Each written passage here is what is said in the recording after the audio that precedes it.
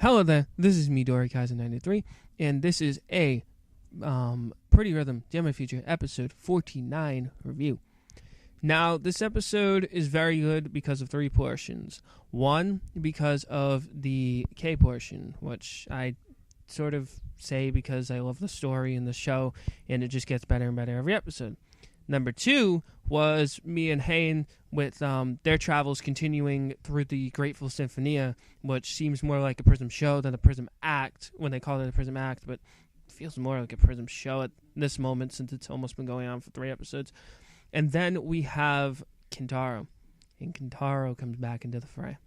Yes, Kintaro, I've said he's the best character in the series, in my opinion, with development and such, but yes, he's back. So, let's go with the episode review. Now, June starts off the episode by saying that he goes into a review of what's happened in Grateful Symphonia so far. That what happened last episode with Suriname with Kaname, and how me and Hayne obtained the Light of Courage from them, and with Mars, and about how me and Hayne obtained the Light of Love from them, and then they continue on.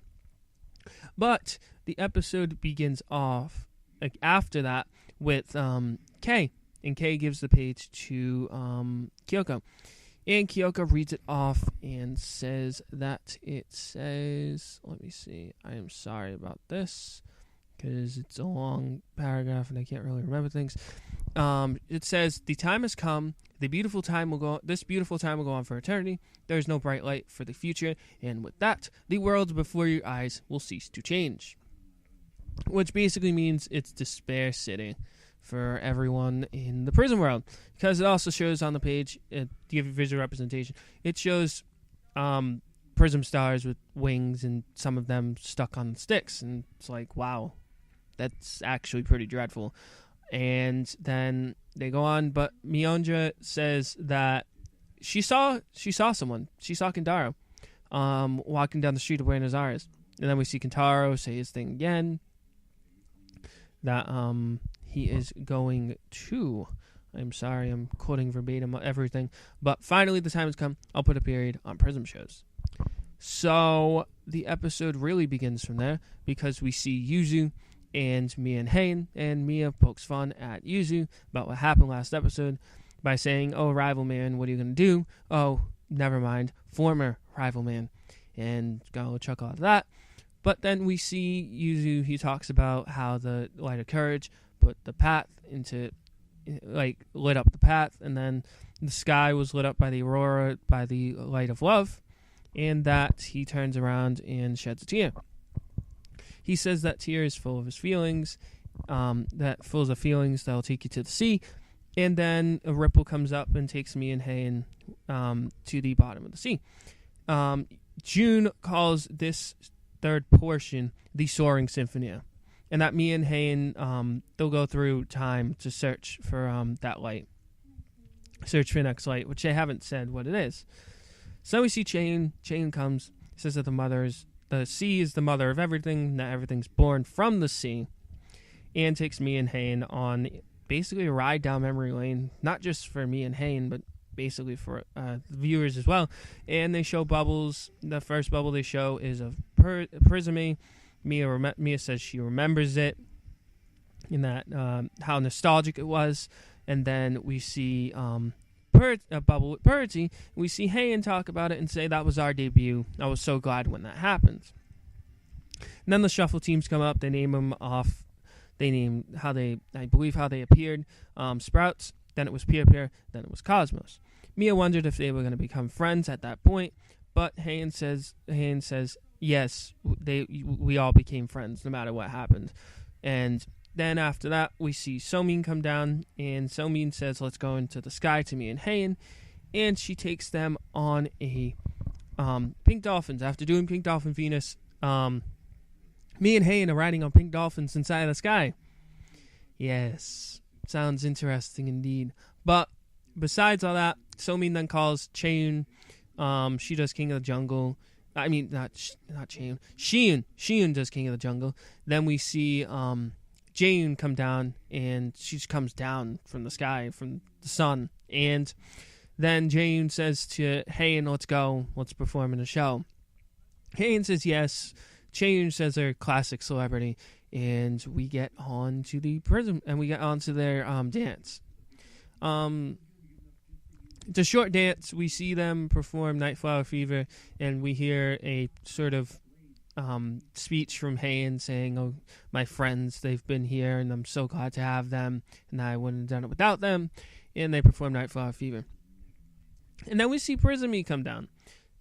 We see Reina, Ayami, Karin, and they come down, and Ayami says for me and Hain to grab their hands. Hain says, oh, never mind. Yes, Hain says, where are we going next? Reina says, of course, we're going to the edge of the galaxy. Me and Hain are shocked. And the light that was revealed prior to that happening was the light of friendship. Now the second part starts, because I usually cut it in two parts. But what happens is Kyoko's watching them, and she's talking about how everyone's seeing them do this, and that we're not going to let that dark or that tainted conclusion happen, the one she read beforehand. And then we see Kay, and Kay says, the only one who can stop that man is me, and she walks off. Myeonja goes with her. She's like, wait for me. And then Mia says, oh yeah, let's just touch the galaxy. And then Karin says, we can't get up there without the power of Prismy. And Mia puts her hands in with Reina, Ayami, and Karin, and they perform Miracle Idol Wake Up. After that happens, we see Myeonja trying to catch up to Kay again, and Myeonja says, wait up. But Kay says that the human heart is weak, and that that a certain form of entertainment has the power to influence people's hearts, and that Myeonja should know that well because she is called the great actress Myeonja. Myeonja says, yes, I know that, and that Kintaro knows that as well. But Kay says, even though you know that, why did you let that man use your power? Your own pathetic self is the cause of why we're here. Like, right here, right now, because we're trying to perform the Great Symphony. But Myeonja says, what is it? That if we all fight, that no one's going to be able to stand anymore, and that this path was created by everyone's feelings coming together. After that, we see Mia and Hain riding on disc. Mia, Hain, Reina, Ayami, and Karin riding on discs, and we see them flying into the sky. Mia says, oh, a little bit more, and we're going to cheering home, but then we see a silhouette of Kintaro push them back with what seems to be hot wind. Kyoko's shocked and saying, oh gosh, sorry, like, what's happening here? This wasn't in the notes. And then June points out, I hope to be the most, I don't know, but he says it's a Sedge Kintaro.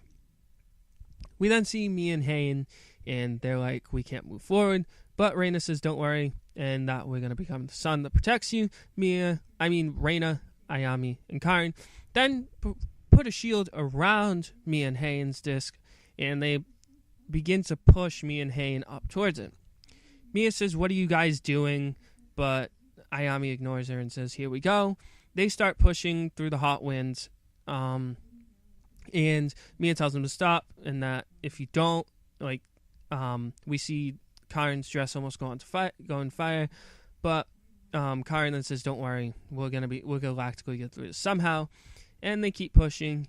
Mia gets frantic, starts saying, stop it, please stop it, just stop it already, I don't want you to keep doing this. But Reina says, Mia, since the beginning, I've hated you ever since the very beginning. Mia says, why would you say something like that to me?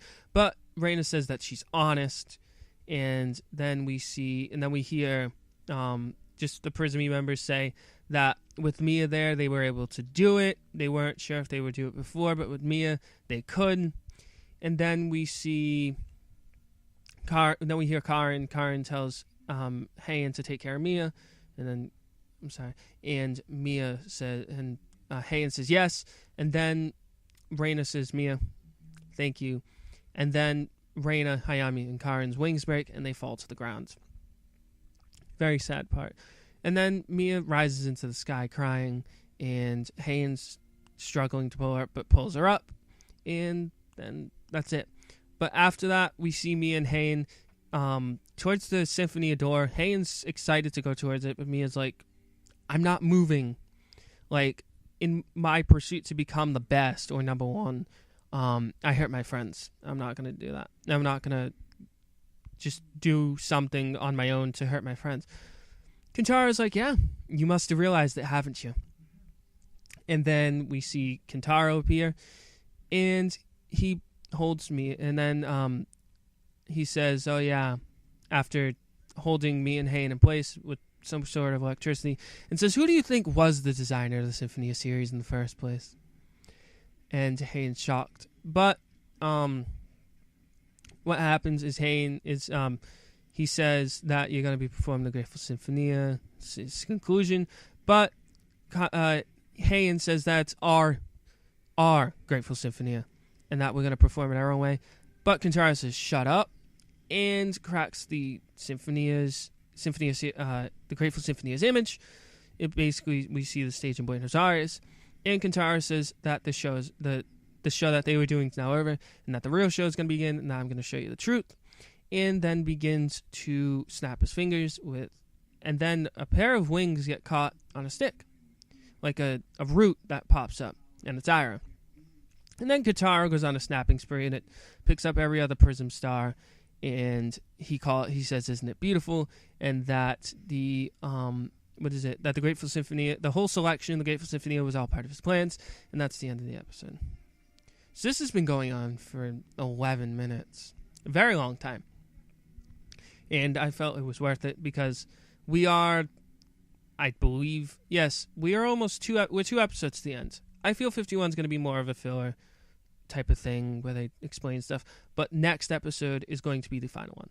So, again, thank you very much for watching this review. This has been Midori Kaze 93. Thank you very much for watching, and I will see you guys later.